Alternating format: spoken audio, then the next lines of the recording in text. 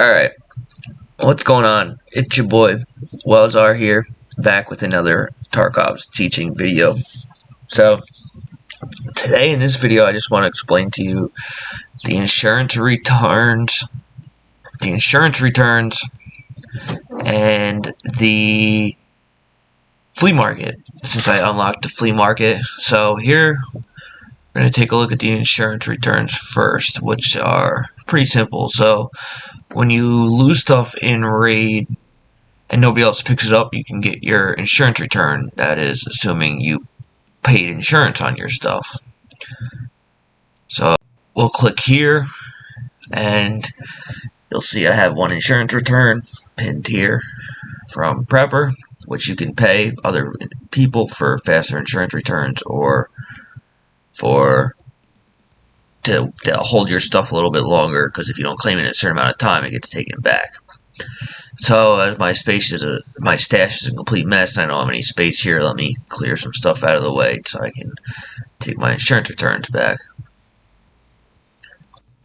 I always insure stuff through Prepper though, because that's what's worth it to me. I mean, I always make sure I get on quick enough to check it, and if somebody's going to take your stuff, why pay more? You know, you're guaranteed to get it back either way, so it is what it is.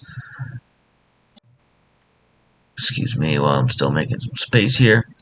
So, okay, so I made enough space for the pistol, and then the AK I dropped right back in that backpack. So, you need to have enough space to get it back into your stash, and at this point, I didn't play for a day or two, and I didn't go through my stash and clear it out, but I just had to make sure I jumped on to get the insurance return so I could explain this to you for the video. And so now I'm thinking, let's talk about the flea market a little bit, because that's just, you know, another very basic part of the game here. Oh, sorry, I'm making some space before I go over to the flea market. So here's the flea market, in case I decide to buy something. So the flea market shows you everything available in the game. It's literally that simple. So it makes the game entirely different. So there's less of the scavenging aspect to it. So you know how sometimes you have to examine stuff in game? It'll come up as like a black square with some stuff on it. So in the flea market, once you unlock it, I like to go through and examine everything, but I saved just a couple links for this video.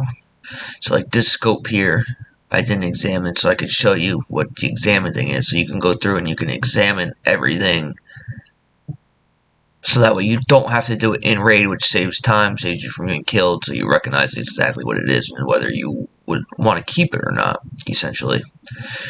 So this is another example. This scope is unexamined, so you know, just click examine, and now I know my character knows what it is, so I don't ever have to examine stuff again.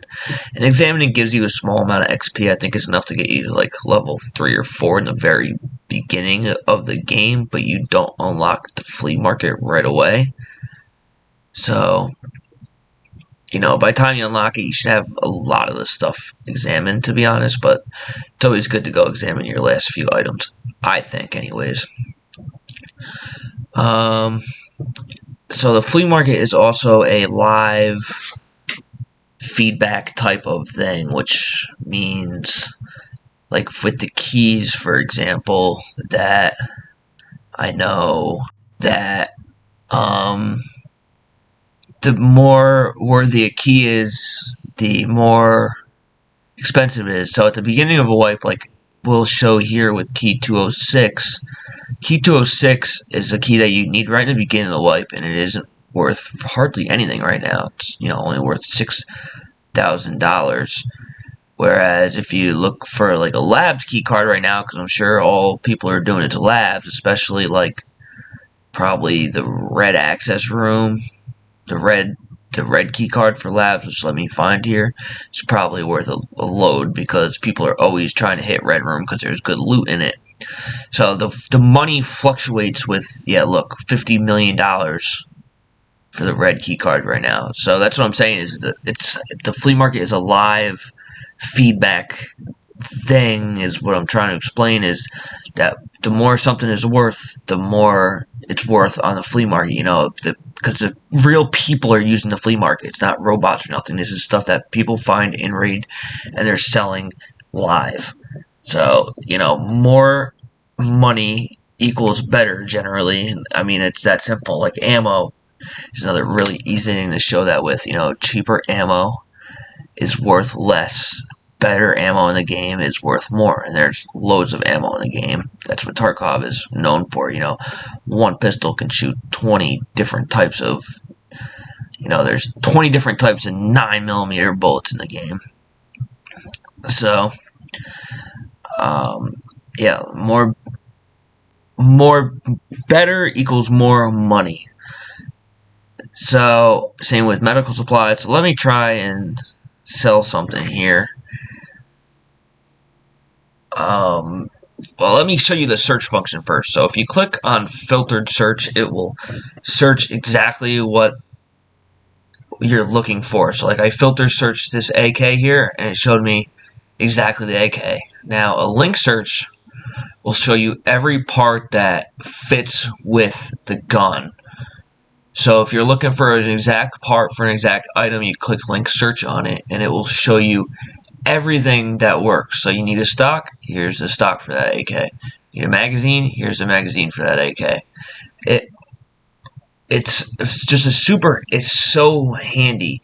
And they finally added that you don't need the flea market unlock, but you can still press the link search button for the traders, which helps so much. It's so nice.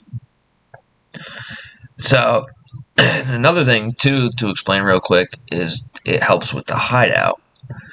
So, generally you're looking around for garbage loot to upgrade your hideout for a long time.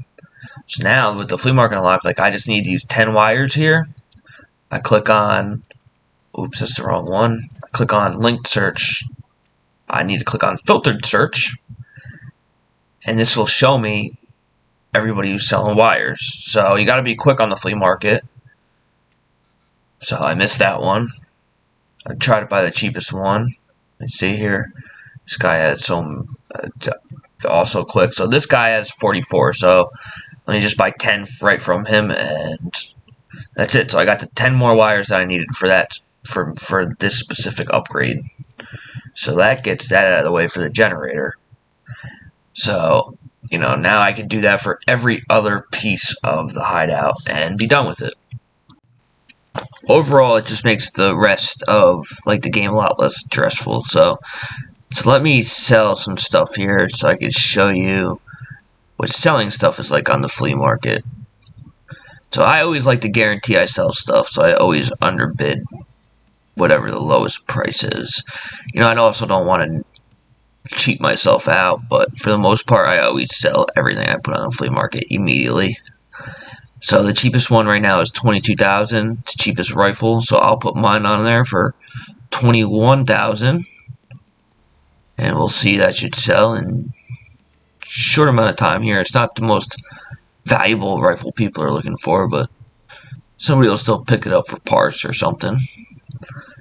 So let me see. I'll try and put something else on here now, so we're not waiting around too long, so I don't stretch this video out too long. So the chain link here will take, and I'll post that up for, let's see, the cheapest right now is $49,999. So I'll sell mine for $49,998. How's that sound?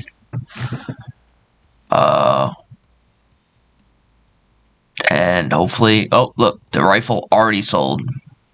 So let me show you that here. So I come over here, I get a pin message from Ragman, and I press receive all, and there's my $21,000 for the rifle. And that's it. I mean, that's how simple the flea market is. So the flea market and the insurance is both very simple. It's what you would think of how it works in real life. So I hope you enjoyed, and I'm gonna arrange this messy stash now.